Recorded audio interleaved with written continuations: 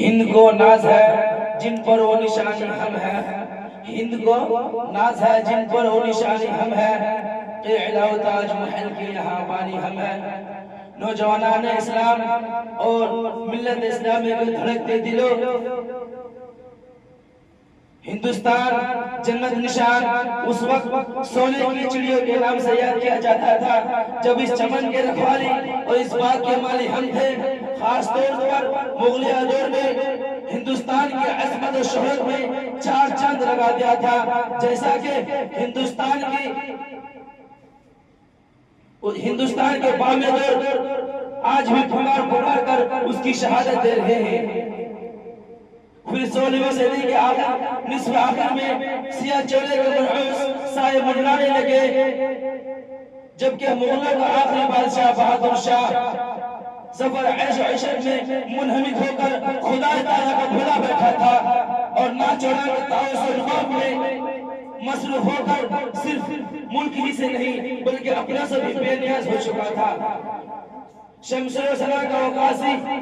جب اپنے فرض منصبی سے دور ہوا تو امت مسلمہ نے الناس علی دین ملوکہم کے مصداق کو بھول بیٹھی، تو تاریخ نے پھر شعر دہرایا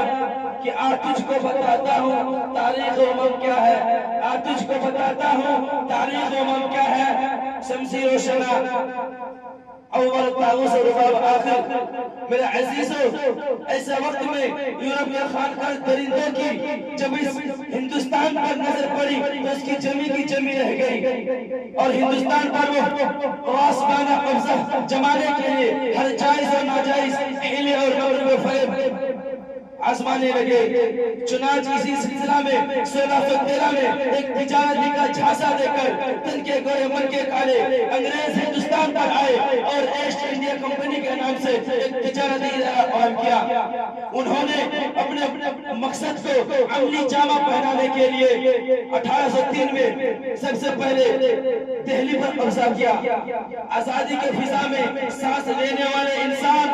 غلامی کی زنجیر میں جکڑ اٹھے اور ظلم استبداد کی بھٹی میں چلنے لگے۔ میرے ساتھیوں، اس وقت چمنزار ہند کے خون مچا رہے تھے اور ملک ہم سے اپنے آپ پر قربان ہونے کے لیے خون کا نذرانہ مانگ رہا تھا۔ اس وقت وطن کے جن ثبوتوں نے لبیک کہا تھا وہ سرنگا پٹن کے جیالے اور غیور مسلمان تھے، جنہوں نے سلطان شہید رحمہ اللہ علیہ کے ساتھ مل کر انگریزوں کی چھکے چھڑا دیے تھے اور انگریز کے توپوں کے سامنے سینہ سپر ہو کر دھرتے ہند کو اپنے خون سے سراب کر دیا تھا۔ تو ایسے ہی وقت میں کہ شاعر نے کہا ہے کہ جب گلستان کو خون کی ضرورت پڑی تو سب سے پہلے ہماری ہی گردن کٹی، جب گلستان کو خون کی ضرورت پڑی تو سب سے پہلے ہماری گردن کٹی۔ آج کہتے ہیں کہ ہم سے اہل وطن کہ چمن ہمارا ہے تمہارا نہیں۔ میرے ساتھیوں، سلطان ٹیپو شہید کی زندگی میں انگریز دہلی کی طرف پیش قدمی تو درکنار اس کی طرف نظر اٹھا کر دیکھنے کی بھی ہمت نہ کر سکا، لیکن جب اپنے کی غداری اور طوطا چشمی کی وجہ سے ٹیپو سلطان نے کہتے ہوئے کہ شیر کی زندگی ایک دن کی زندگی اور گدڑ کی 100 سال زندگی سے بہتر ہے،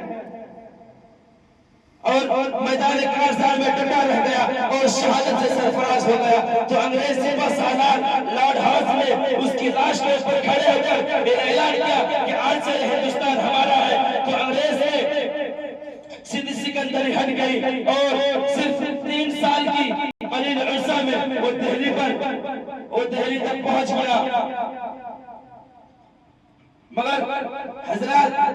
جب ہندوستان پر ان ظالموں نے اپنا تسلط جما لیا تو سب سے پہلے اس کی مخالفت کرنے کے لیے یہی مسلمان تھے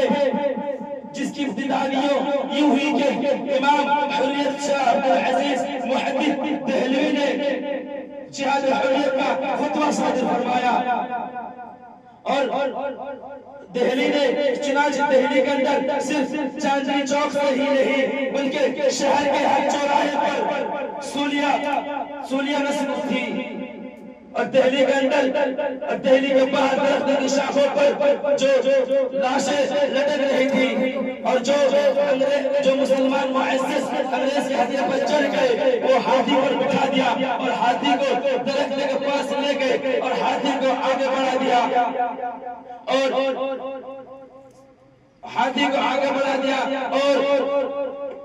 سولی لگ گئی اور اس کی زبان باہر نکل آئے اور لکھنے والے لکھتے ہیں کہ فانسیوں پر لٹکنے والے تڑپ کر مر گئے اور یہ انگریز